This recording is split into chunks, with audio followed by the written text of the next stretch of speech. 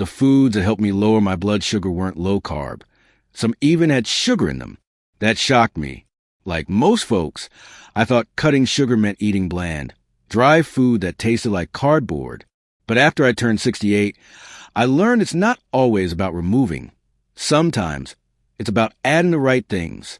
I tried 10 simple foods. Some I'd ignore my whole life. And within 2 days, I felt steadier, clearer, and not so shaky after breakfast. My hands don't tremble like they used to. I don't wake up with that heavy head anymore. And I didn't change everything. I just started eating smarter. These aren't magic tricks or secret pills. They're everyday foods, but they do something special to your blood sugar. So let me count them down from number 10 to number 1. And I'll tell you how each one helped this OL man feel a little more like himself again. Give this video a like. Share it with someone you care about. And don't forget to check the natural drink in the video description that helps lower your sugar while you sleep. Number 10, yogurt or kefir with probiotics. I used to walk right past the yogurt aisle, thinking it was just diet food for women or something folks ate with granola. But one summer, after a week of stomach troubles and sugar spikes that left me seeing stars, my daughter brought over a jar of homemade kefir. I wasn't expecting much, but I took a few spoonfuls out of respect. 2 days later, I noticed my stomach had settled, and for the first time in weeks, I didn't feel like I needed a nap right after breakfast. That little jar made me curious. Turns out, kefir and plain yogurt are packed with probiotics, friendly bacteria that live in your gut and help keep things running smooth. But more than that, they actually play a role in how your body handles sugar. I read that a healthy gut can help regulate blood sugar swings, especially after meals. And let me tell you, ever since I started adding a half cup of plain yogurt to my morning, I haven't had that shaky, dizzy feeling mid-morning. No more sitting at the kitchen table staring at the wall while the coffee goes cold. Nowadays, I keep it simple. I get plain, unsweetened Greek yogurt. No fruit syrup, no honey, and I'll toss in a few berries or cinnamon if I'm feeling fancy. If I want something smoother, I blend kefir into a breakfast smoothie with spinach, chia seeds, and a tiny bit of peanut butter. It tastes better than it sounds, I promise. It's become part of my rhythm, just like checking the mail or reading the Word in the morning. It's not a chore. It's a gift to my future self. What I like best is how gentle it is on the body. So many things we try after 60 come with side effects or big promises that don't last. But this, it's quiet. No fireworks. Just a steady improvement in how I feel. My digestion got better. I don't feel as bloated. And my sugar stays more stable. Especially after breakfast, which used to be my trickiest time of day. Some days, I even forget to check my levels because I feel so normal. I thank God for small things like this. Creamy, cold, and healing.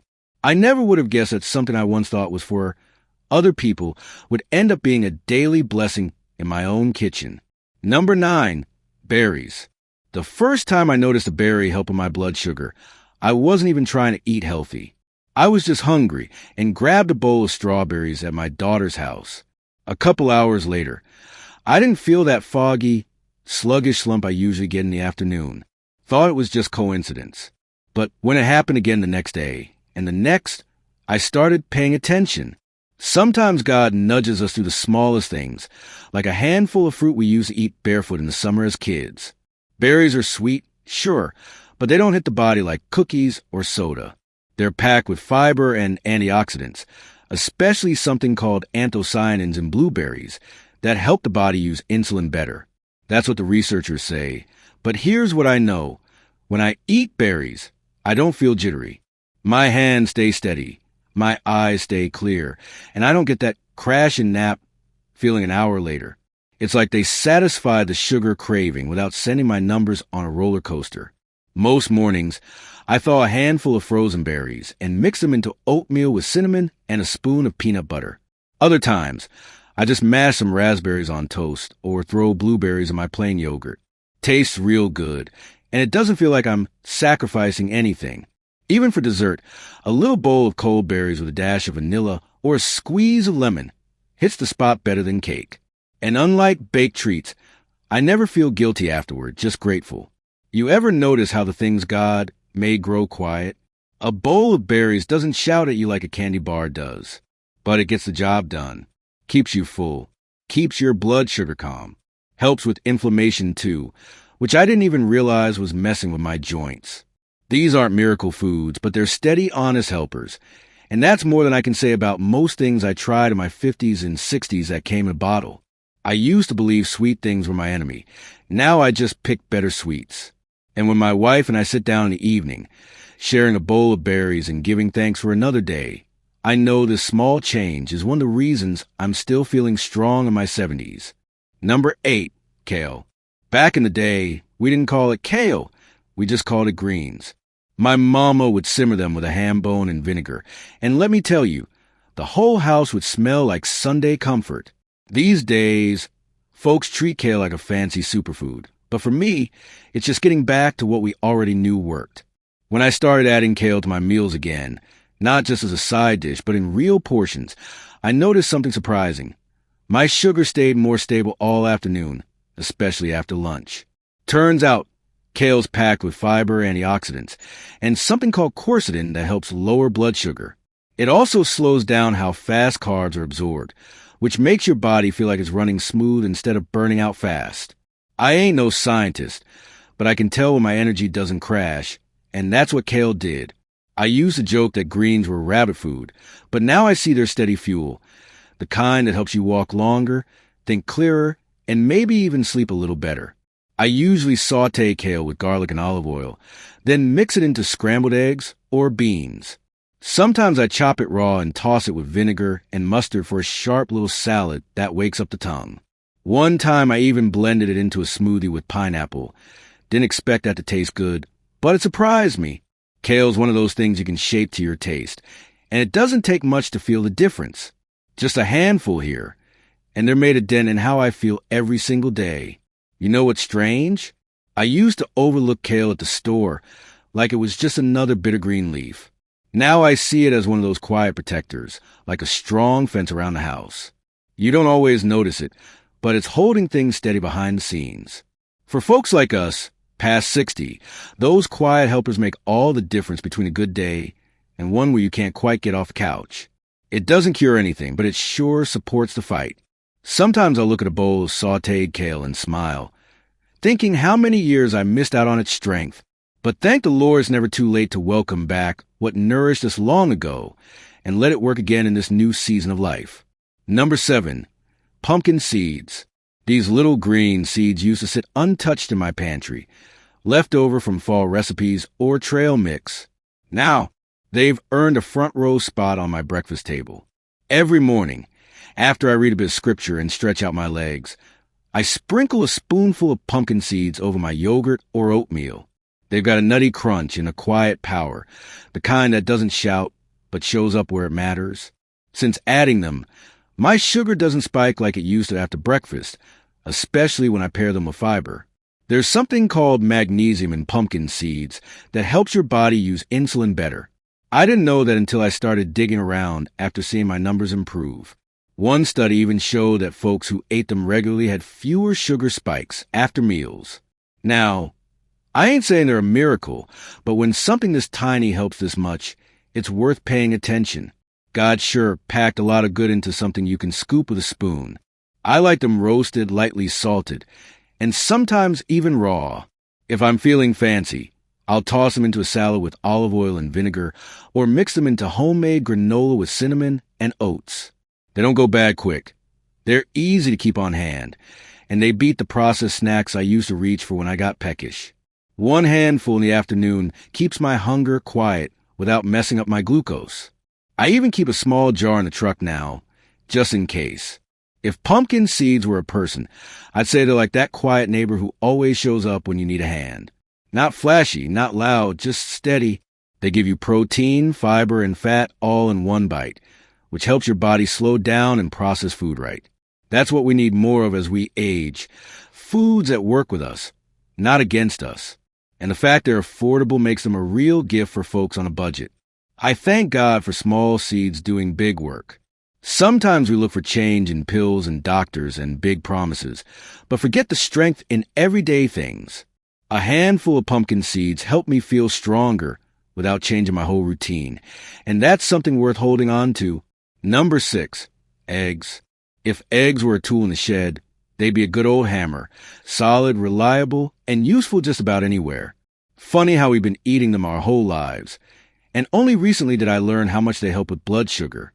Folks used to say, don't eat too many or your cholesterol will shoot up. But now the science is shifting, and turns out these little shells of gold are actually one of the best things for keeping your sugar steady. Ain't it something how what we feared ended up being one of our strongest allies? Most mornings, I crack 2 eggs into a hot skillet with a little olive oil, toss in spinach or onions if I have time. And that's breakfast. No toast, no jam, no juice, just eggs and maybe some black coffee. It fills me up without making me heavy.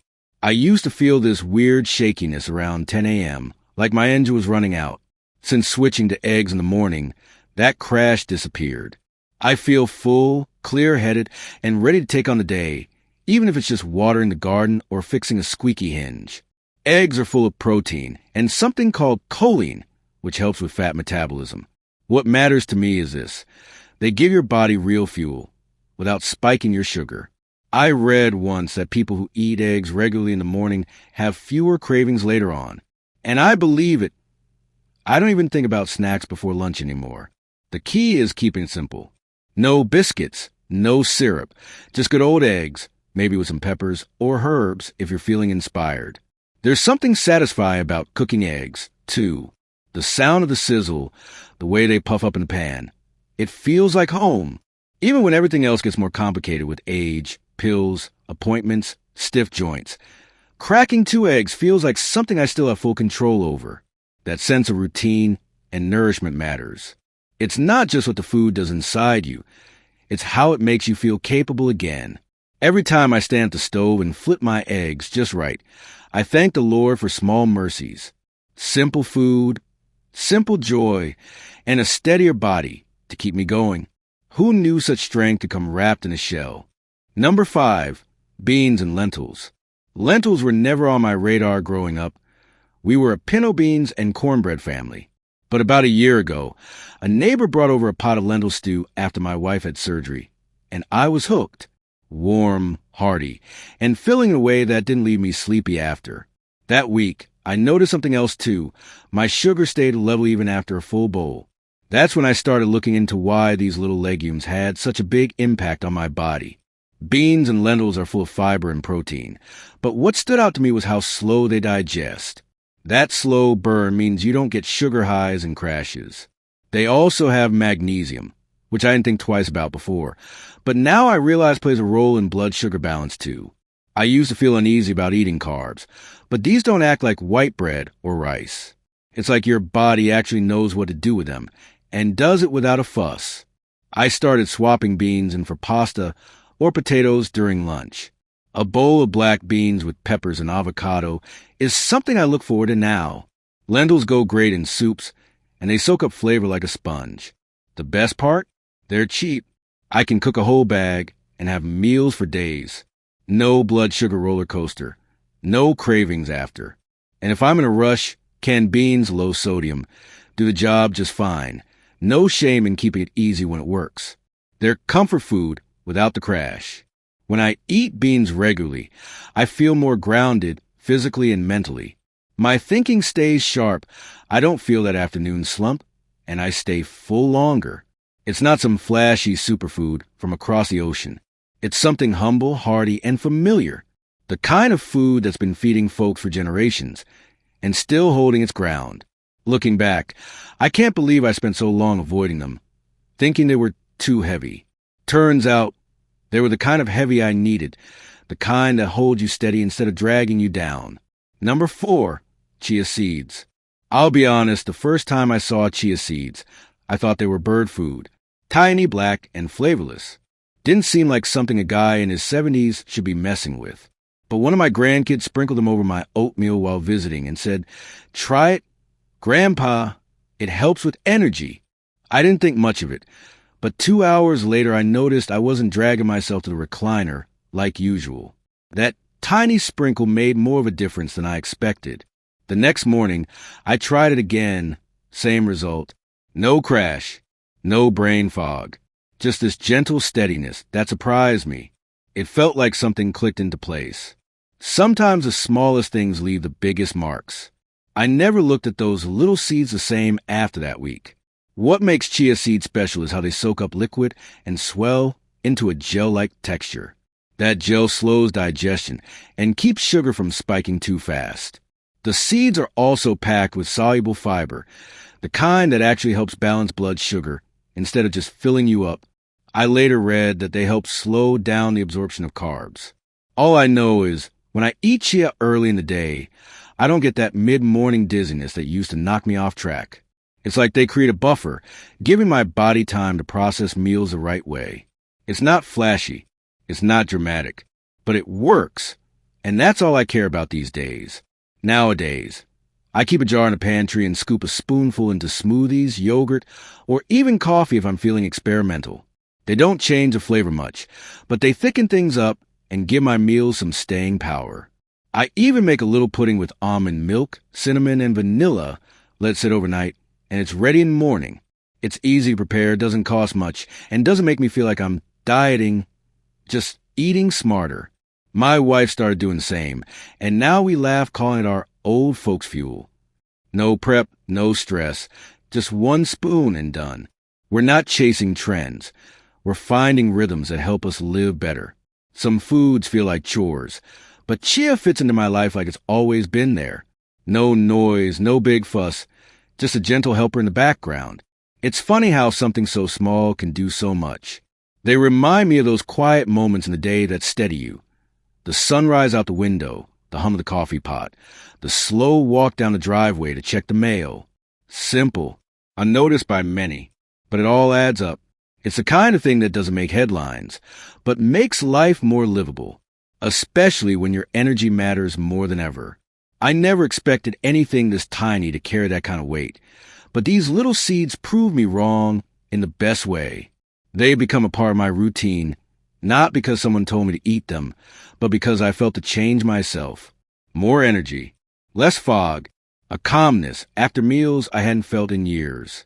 I don't need a long explanation when the results speak through how steady my day goes. No more sudden naps or shaky hands. Just a quiet sense of balance. Funny how some answers don't arrive loud. They show up in teaspoons, not trumpets. And for someone like me who doesn't want a complicated plan, Chia gave me something simple that works. Not a miracle, just a habit that holds me up when the rest of the world feels a little too fast. That's more than I expected from something that looked like specks on a countertop. Number 3, avocado. Back when I was a boy in Texas, avocados were something we saw in summer. Sliced into thick sandwiches with tomato and salt. My grandmother used to mash them with a bit of lemon and call it green butter. I didn't think much of it at the time, just one of those foods grown-ups liked.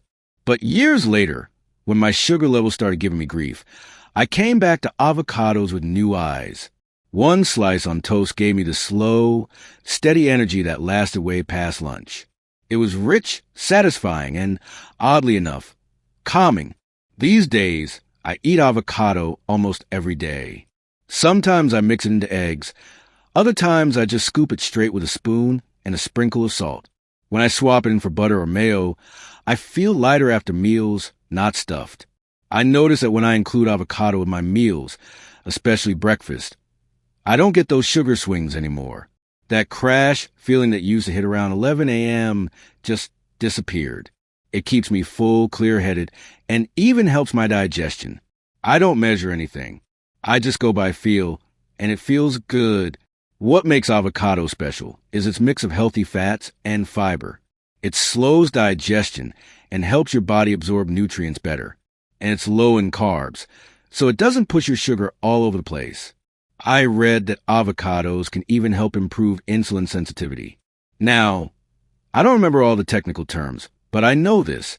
It helps me feel more in control of my appetite and my energy. Plus, it supports heart health, and that's a win for anyone with gray in their hair. If avocado were a character in a Western, it'd be the quiet deputy who keeps the town safe while everyone's busy looking at the sheriff. It doesn't call attention to itself, but it does a whole lot in the background.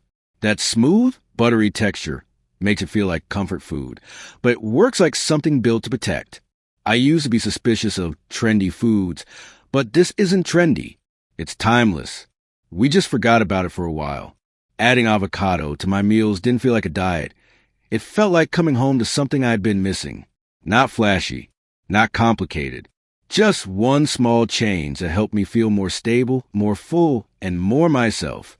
Number 2, fatty fish. If you had told me 20 years ago that sardines would be one of the best things I could eat to manage my blood sugar, I would have laughed and passed the crackers. They smelled funny, came in a tin, and reminded me of my granddad's lunchbox. But funny enough, now I eat them almost every week, and not just because they're cheap. They've got something that helps my body stay calm after meals. It's not just about taste anymore. It's about feeling steady, clear, and not like I need a nap after lunch. It started when I added grilled salmon to my Sunday dinner. I'd read somewhere that fatty fish help with inflammation and energy, so I figured it couldn't hurt. What I didn't expect was how clear-headed I felt afterward. Not heavy, not foggy, just smooth. Over time, it became a habit. I noticed my joints felt looser. My ankles weren't swelling as much, and my glucose monitor wasn't flashing red as often. That's when I knew it wasn't just in my head. Something real was changing. I keep things simple, pan-seared salmon with lemon and garlic, or sardines mashed into a salad with mustard and onion. Sometimes I toss canned mackerel into a skillet with eggs. It doesn't take a fancy kitchen. These fish are full of omega-3 fats and clean protein, and they help slow digestion, which keeps my sugar from shooting up. They also keep me full longer. I used to snack between meals like clockwork. Now, I can go from breakfast to lunch without even thinking about food. It's interesting how fish have always been part of humble, faithful meals across different cultures. The disciples didn't carry beef jerky. They caught fish. Simple, sustaining, and shared. Fatty fish like sardines were once seen as poor man's food, but now we're learning they're some of the most powerful nutrition on the plate. Isn't it something when the world circles back to what's been true all along? Sometimes, wisdom lives in the things we used to overlook. Every time I sit down to a plate of salmon, I feel like I'm feeding my body something it understands. I'm not chasing a cure, I'm feeding balance. And the way my sugar stays level afterward? That's just one more reason I'm glad I gave those little tins a second chance. Number 1, broccoli and broccoli sprouts. The smell of steamed broccoli used to take me straight back to my school lunch tray, bland, mushy, and pushed to the side. But when I learned how powerful this humble veggie really was, I gave it a second shot, and I'm glad I did. These days, I roast it with olive oil and garlic until it's golden on the edges, and it's become one of the most powerful tools I have to keep my sugar steady. Funny how something I avoided as a kid turned out to be one of the best things for my adult life. Broccoli is rich in something called sulforaphane, a compound that helps reduce oxidative stress and makes your body more sensitive to insulin. In plain talk, it helps your body use sugar better. And that's exactly what I needed. I started adding to dinner a few nights a week, and after about 2 weeks, I noticed a difference. My numbers weren't bouncing around as much, and that heavy feeling after eating started to fade. No pills, no shakes, just something green and real on the plate. But what surprised me even more were the sprouts. Broccoli sprouts are like the baby version, and they've got even more of the good stuff packed inside. I found them at a local farmer's market and started tossing them into my sandwiches or blending them into smoothies. You don't need a pile, just a handful goes a long way. They're a bit peppery, but I like that bite now. Feels like they wake me up in a different way. They're easy to grow on the kitchen counter, too, if you're into that kind of thing. Sometimes I think of broccoli as the sheriff of my plate. Keeps everything in line, kicks out troublemakers, and helps the rest of my meal behave. It's one of those foods that works quietly but thoroughly. You don't feel a sugar spike after eating it. You just feel good, grounded, clear. My doctor even smiled when he saw how steady my A1C was and said, "Whatever you're doing, keep it up." I told him it started with a fork and a few florets. If someone had told me years ago that a simple green vegetable would give me this kind of strength and peace of mind, I would have laughed. But here I am, older and wiser, filling half my plate with broccoli and not missing a thing. Looking back, I didn't change everything. I didn't stop eating. I didn't count every carb or live off lettuce and grilled chicken. What I did was simple. I added the right foods, the kind that work with my body instead of against it. These 10 foods, from eggs to berries to broccoli, weren't some miracle cure. But when I brought them into my routine, they gave me something I hadn't felt in a while: steadiness, energy that lasted, fewer crashes, and more peace in my day-to-day life. Maybe you've been feeling tired. Maybe your blood sugar's been climbing a little higher each time you check. You don't need to overhaul your life overnight. Just start by adding what's good. That's what worked for me. One new habit at a time. A spoonful of chia, a slice of avocado, a cup of beans instead of bread. These little choices started adding up, not just in my numbers, but in how I show up for the people I love. More clarity, more strength, more of me. Now, I'm no doctor, and you should always check with your healthcare provider before making any big changes to your diet or medications. We all have different needs, but I can tell you from my own kitchen table. When you start listening to your body and feeding it better, it talks back in surprising ways. My hands are steadier. My mornings are smoother. And I'm not chasing energy with coffee or sugar anymore. Just good food and quiet wins. It's never too late to make your plate a little more powerful, even if you've struggled with sugar for years. Even if you think it's just part of getting older.